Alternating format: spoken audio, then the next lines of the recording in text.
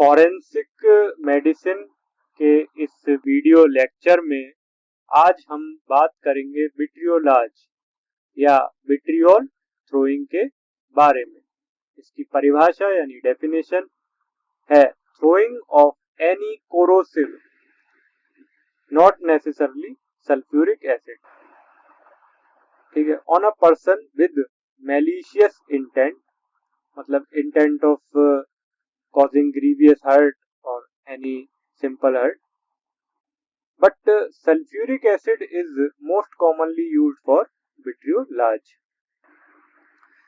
तो हिंदी में समझे तो किसी कोरोसिव सब्सटेंस का किसी आदमी के ऊपर यानी व्यक्ति के ऊपर फेंकना।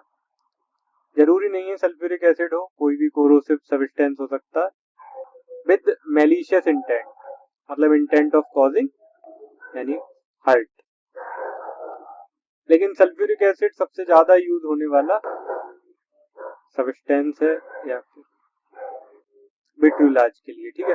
अब और कौन कौन से सब्सटेंसेस यूज होते हैं कोरोसिव सब्सटेंसेस, जैसे कि nitric acid, carbolic acid, caustic acid, caustic potash, iodine या फिर मार्किंग नट जूस और कैलोट्रोपिस।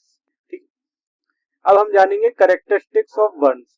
जब किसी आदमी के ऊपर कोई कोरोसिव सब्सटेंस फेंकते हैं तो इट कॉजेज बर्न्स, ठीक है। तो पहले क्या होगा कि discoloration and staining of skin हो जाएगी, क्लॉथ्स की और डिस्कलरेशन हो जाएगा, स्टेनिंग हो जाएगी।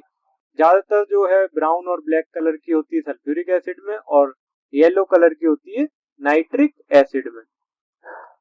देन ट्रिकल मार्क्स, टपकने के जैसे मार्क्स आएंगे जहां जहां गिरेगा। पेनलेस बर्न्स होंगे विद एब्सेंस ऑफ वेसाइकेशन, ठीक है।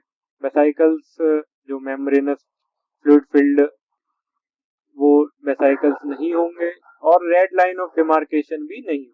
Presence of chemical substances in stains, repair slow होगी और स्कार्ट टिश्यू कॉजेस कॉन्ट्रैक्चर्स। अब हम आते हैं इसके ट्रीटमेंट पर या मैनेजमेंट पर। तो जहां जहां बर्न हुआ है उस पार्ट को वॉश करो with plenty of water and soap. Apply thick paste of MgO या फिर मैग्नीशियम ऑक्साइड या कार्बोनेट का। Cover raw surface with antibiotic ointment, raw surface को। और अगर आंख पे भी बर्न है या आंख पर भी एसिड पहुंच गया तो कंजक्टाइवा और कॉर्नियल सरफेसेस को एनेस्थाइज्ड करो विद टॉपिकल एनेस्थेटिक ड्रॉप्स, जैसे हम लोग कहते हैं प्रोपेराकेन, जैसे कि मतलब एक एग्जांपल है टॉपिकल एनेस्थीसिया का।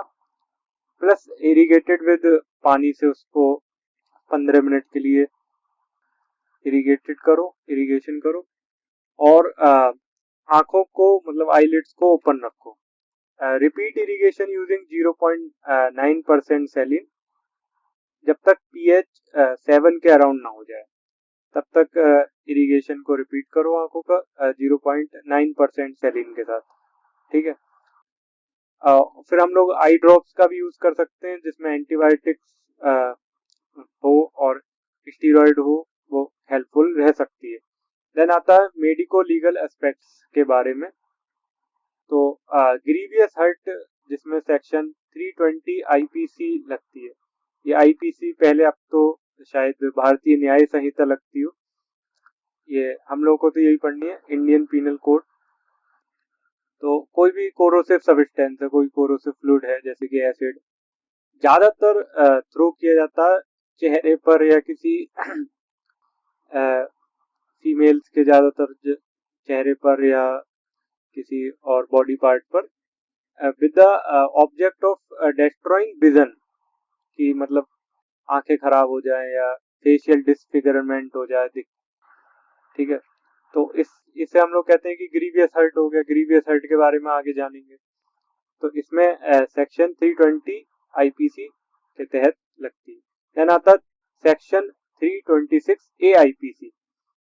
अगर किसी ने वॉलंटरली ग्रीवियस हर्ट करने के पर्पस से एसिड थ्रो किया है और एसिड का यूज किया है तो ये पनिशेबल है अंडर सेक्शन 326 ए आईपीसी।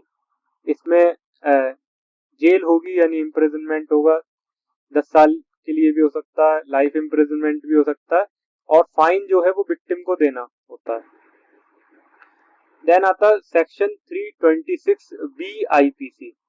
तो इसमें क्या होता है कि वॉलंटरली मतलब जानबूझकर थ्रो किया या अटेम्प्ट टू थ्रो एसिड, अगर तुमने अटेम्प्ट भी किया है, फेंकने की कोशिश भी की है या फिर फेंक दिया है एसिड को किसी के ऊपर जानबूझकर, तो इसमें भी इम्प्रिजनमेंट है लगभग 5 से 7 साल का और फाइन भी है।